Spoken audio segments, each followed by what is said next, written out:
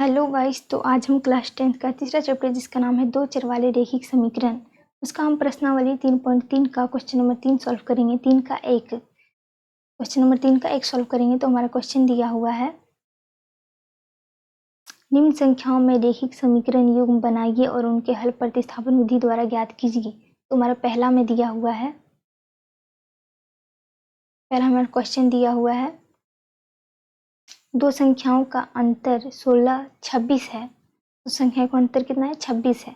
और एक संख्या दूसरी संख्या की 3 गुनी है, उन्हें ज्ञात कीजिए। तो इनको ये सॉल्व करना है हमें। तो इसको हम सॉल्व करते हैं।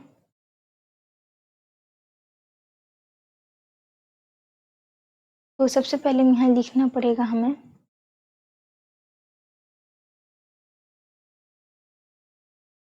माना पहली संख्या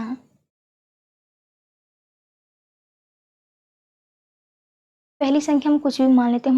हमारा पहली संख्या है x और दूसरी संख्या हमारा क्या है, तथा दूसरी संख्या हम मान लेते हैं, तथा दूसरी संख्या हमारा हम y मान लेते हैं। तो अब हम प्रश्न से हमारा हो जाएगा। तो क्वेश्चन में हमारा बोला है दो संख्याओं का अंतर 26 है। तो दो संख्या मतलब एक हमारा पहली संख्या है x और दूसरी संख्या है y, तो बराबर हो गया 26। तो ये हो गया पहला समीकरण। तथा तो अब दूसरा निकालना है। तो दूसरा में हो जाएगा हमारा, यहाँ पे हमारा है, दूसरा में हमारा क्वेश्चन में बोला है, और एक संख्या दूसरी संख्या की 3 गुनी है। 3 गुनी है एक संख्या दूसरी संख्या की। तो एक संख्या x हो गया और 3 गुनी है किसकी? दूसरी संख्या की 3 गुनी, तो 3y 3 गुनी हो गया। तो अब यहाँ हो जाएगा हमारा x माइनस 3y बराबर 0। तो ये हो गया हमारा समीकरण 2। तो अब हम लिखेंगे समीकरण 1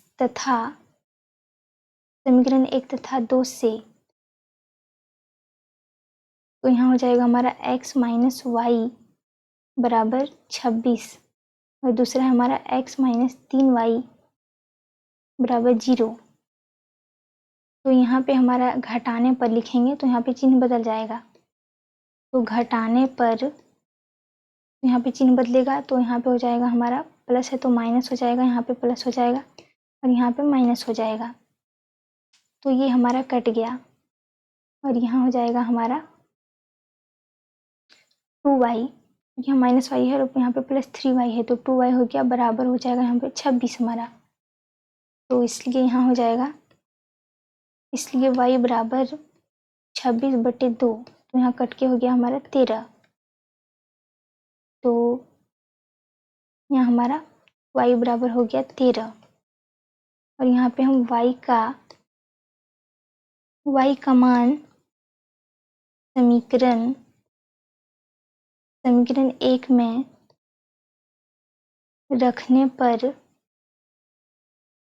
पर क्या होगा हमारा, रखेंगे तो हो जाएगा समीकरण 1 में। तो समीकरण 1 हमारा आया हुआ था x माइनस वाई बराबर 26। तो इसमें हम y का मान रखेंगे। तो यहाँ हमारा हो जाएगा x माइनस 13 बराबर 26।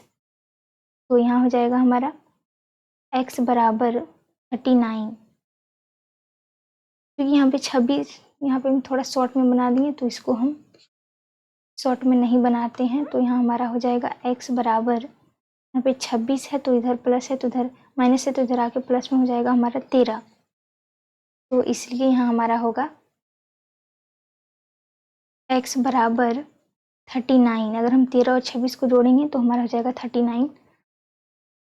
तो यहाँ हमारा हो गया, इसलिए हमारा x बराबर हो गया 39 और y बराबर हो गया हमारा 13।